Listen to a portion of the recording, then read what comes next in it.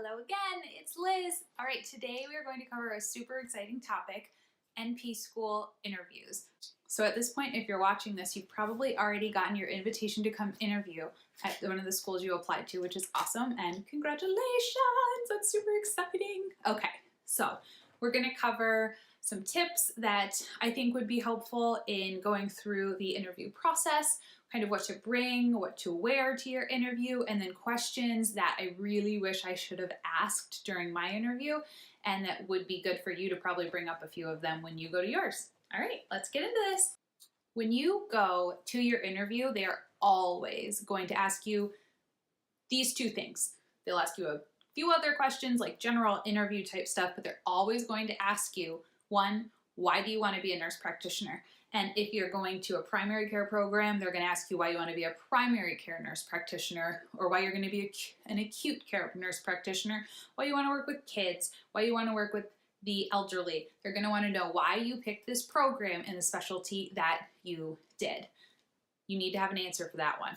And two, they're going to ask you why you picked the school that you're currently interviewing at. I recommend beforehand having like a 3 or 4 minute, I call them elevator speeches, ready for both of those questions. One, why do you want to do this? And two, why do you want to do it here?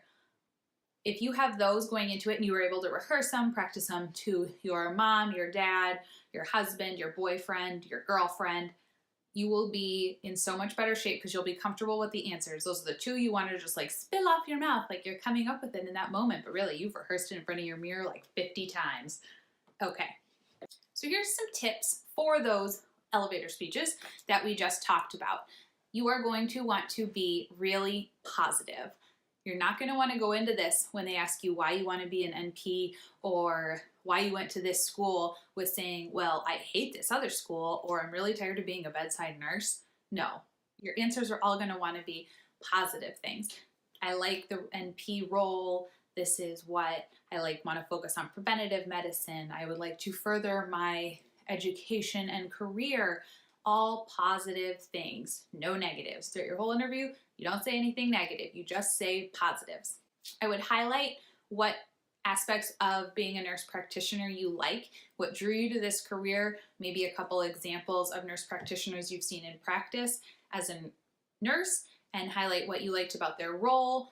I wouldn't really go into like, this is why I didn't become a PA or this is why I didn't go to med school. They don't care. You're here, you're in an NP interview. Focus on an NP. Again, just positive, positive, positives, none of the negatives.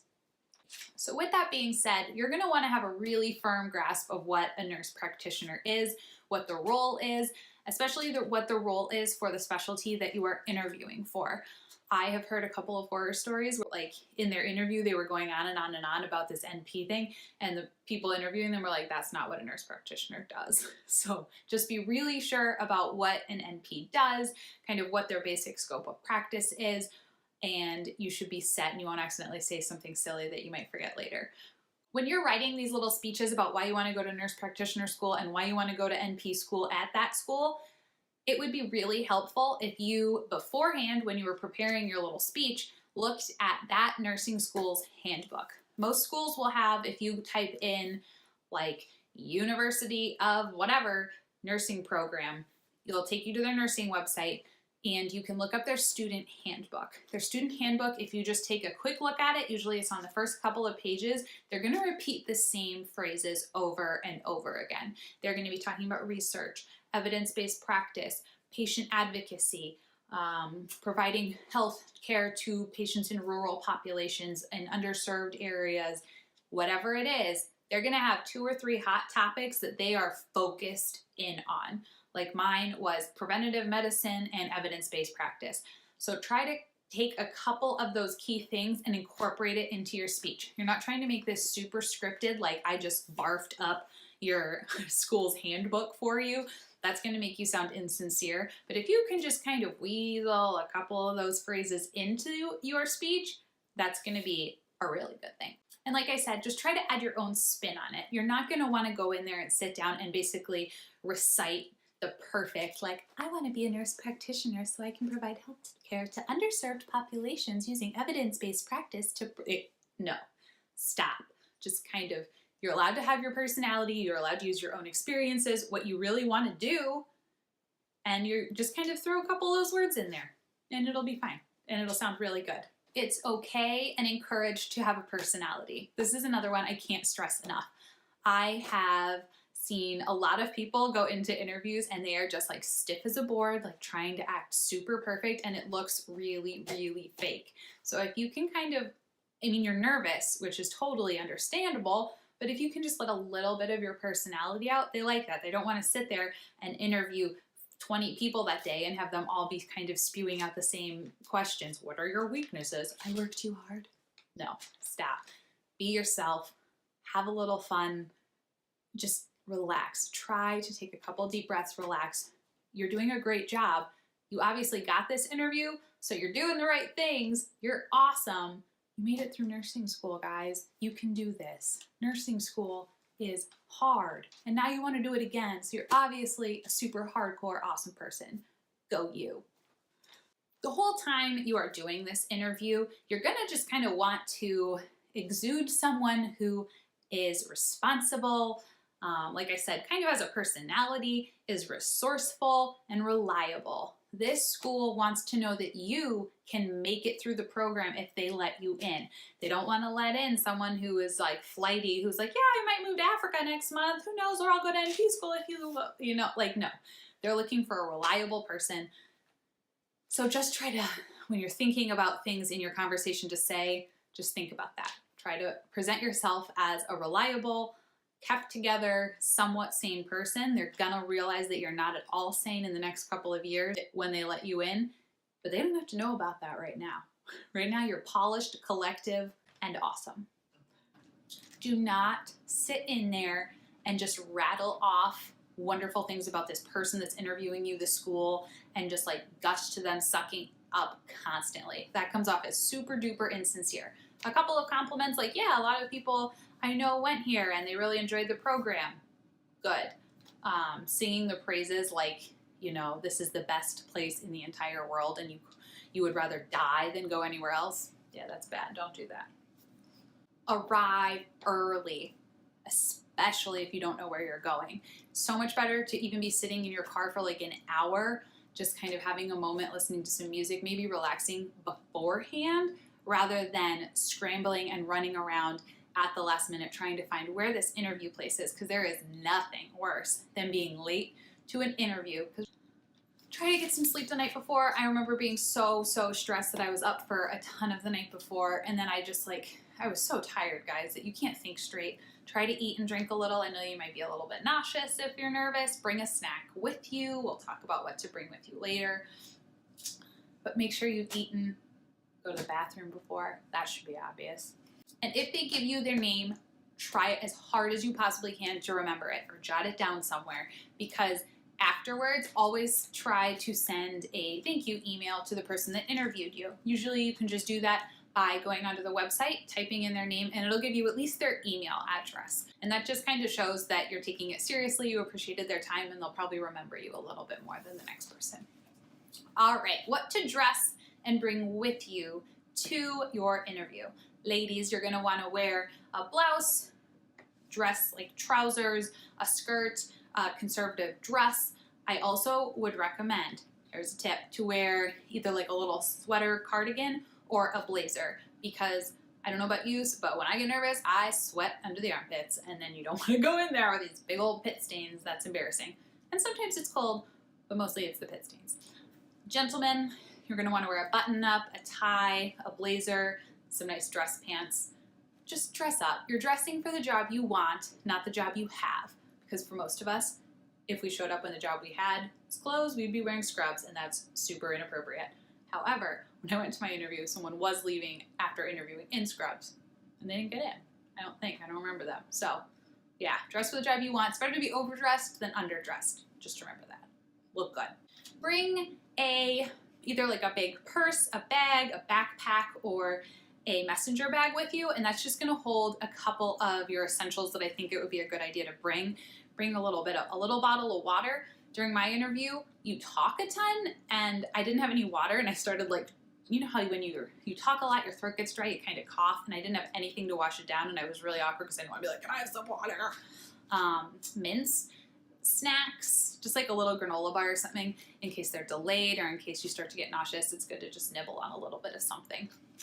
Bring like 4 copies of your resume just in case there's more than one person interviewing you, and then one for yourself to reference, like 2 pens, and then go, and if you don't already have a resume presentation folder, go and buy one of those. You don't have to get the nicest one in the world. You can buy them usually for $10 like Staples or any Walmart, Target, even Amazon, and that just, you put your resume inside of it, and you can put some extra note paper in there, and it just gives it such a more polished look than like whipping out of your pocket like, oh, here's my resumes. One more note, put your resumes on resume paper, and again, you can get that wherever.